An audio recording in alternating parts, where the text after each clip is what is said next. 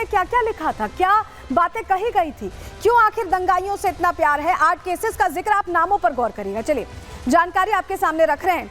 देखिए, जो मुकदमा अपराध संख्या 89/78, राज्य सरकार बनाम मुनाजिर, आप नाम पर ध्यान दीजिएगा। अलग अलग मुकदमे थे।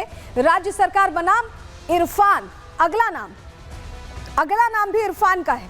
इसके अलावा राज्य सरकार बनाम मिंजार हुसैन, ये वो नाम हैं जिनके मुकदमे वापस लिए गए थे। नाम पर गौर करने को इसलिए कह रही हूं क्योंकि विशेष तौर पर राजनीति के लिए, तुष्टीकरण की राजनीति के लिए ये केसेस वापस लिए गए। रिजवान, देखिए नाम अगला रिजवान, और उसके बाद अगला नाम इरफान हुसैन। इसमें आपने देखा होगा एक चीज अगर आप नोटिस करें जुबैर, तो ये वो 8 मुकदमे जो थे ये विशेष समुदाय के उन लोगों के खिलाफ थे जिनका नाम सामने आया था। शफीकुर रहमान बर्क उस समय यहीं से थे, उन्हीं का प्रभुत्व था इस इलाके में, और क्योंकि समाजवादी पार्टी की सरकार थी तो सीधे सीधे ये देखिए एस हुसैन, एक और नाम। तो ये नाम आप देखेंगे तो विशेष समुदाय से जुड़े लोगों का ही नाम है, और इन्हीं के नाम बकायदा जो मुकदमा था 16 में से 8 मुकदमे हटा दिए गए। समझ में आता है कि सरकार का रुख उस समय भी वैसा ही था जैसा अभी अखिलेश यादव तुरंत प्रश्न खड़े कर देते हैं, दंगाइयों के प्रति उनका जो लगाव है वो दिखाई देने लगता है। लेकिन ये समझ में आया कि सीएम बनते ही मुलायम सिंह यादव ने पहला फैसला 1978 दंगों को लेकर इंसाफ का नहीं किया था, बल्कि ऐसे लोगों का नाम साफ करने का किया था। रिपोर्ट देखिए।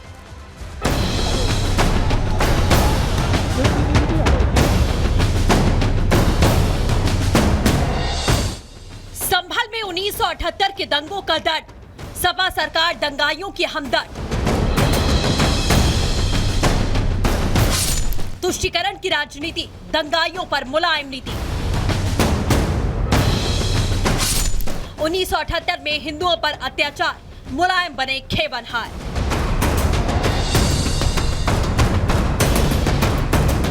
संभल में एक के बाद एक कई दंगे हुए, लेकिन साल 1978 में हुए दंगों का जख्म अभी भी हरा है, जो सांप्रदायिक तनाव के रूप में शुरू हुआ और फिर बाद में सबसे विनाशकारी दंगों में से एक बन गया, जिसमें 184 लोग मारे गए, जिनमें 180 हिंदू थे।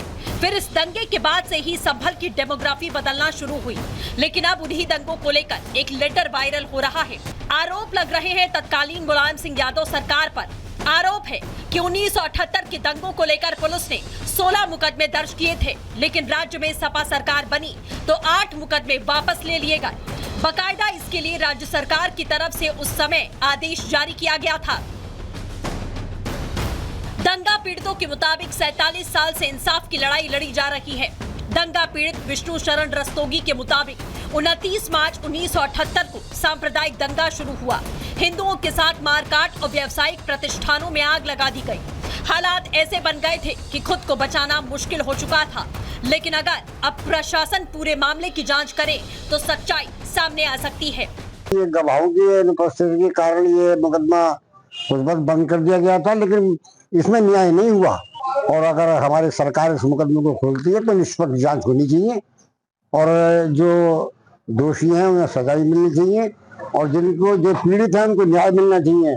किसी की पूरी दुकान जल गई, 20 लाख का नुकसान हो गया, उसे 20,000 देकर समझा दिया, तो हम लोग अपनी जबान तो खोल नहीं सकते थे उस वक्त। जितना मुआवजा दिया, हम तो पीड़ित थे, हमने सोचा इसमें सब्र कर लो।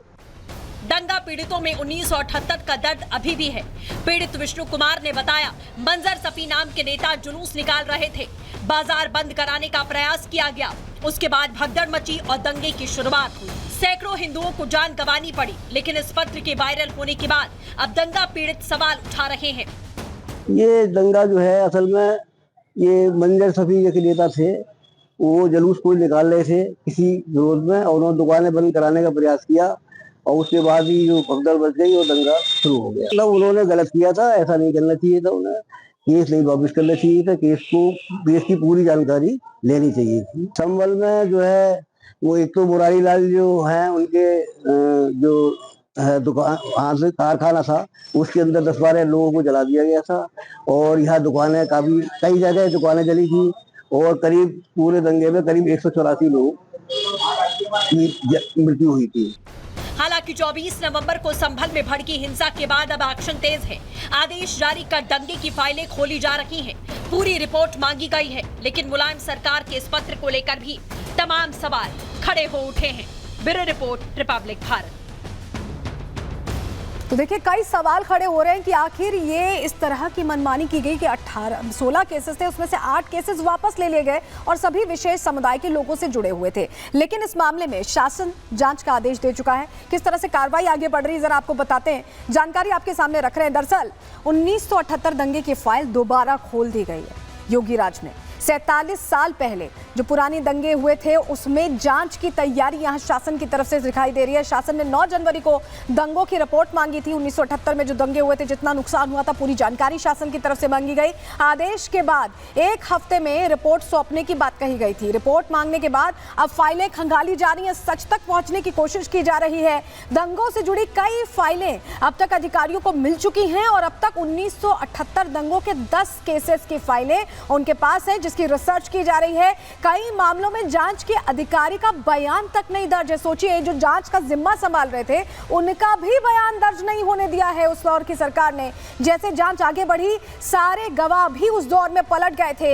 एक तरफा बयानों के आधार पर केस की फाइल को बंद कर दिया गया था। फाइलों में सिर्फ 1983 तक का रिकॉर्ड अब तक मिल पाया है, बाकी वक्त का सारा रिकॉर्ड इस वक्त गायब है। लेकिन योगी राज में शासन ने जैसे ही ये रिपोर्ट मांगी, क्योंकि गृह विभाग योगी आदित्यनाथ के पास ही है और ऐसे में जब फाइल तैयार होगी तो सीधे योगी आदित्यनाथ के पास जाएगी। क्या एक्शन लिया जाएगा, इस पर सबकी निगाहें। लेकिन योगी पहले ही बता चुके हैं कि इस मामले को लेकर उनका रुख कैसे रहने वाला है। विधानसभा के अंदर उन्होंने जिक्र किया था 1978 दंगे का। क्या कहा था उस वक्त, सुनिए जरा। कि अगर संभल के बारे में हम जब बात करते हैं महोदय, एक लंबा सिलसिला है इस संभल का, और अगर मैं संभल की जब चर्चा करता हूं तो संभल में कैसे माहौल खराब किया गया वहां पे। ये संभल में दंगों का जो इतिहास है 1947 से ही प्रारंभ होता है। 1947 में एक मौत होती है, 1948 में 6 लोग मारे जाते हैं, 1958 में भी दंगा होता है, 1962 में भी दंगा होता है, 1976 में भी 5 लोगों की मौत वहां पर हुई थी, और 1978 में 184 हिंदुओं को सामूहिक रूप से जला दिया गया था। 184 हिंदुओं को हत्या हुई थी, हिंदुओं की हत्या हुई थी और जलाया भी गया था, और 184 हिंदू मारे गए थे वहां।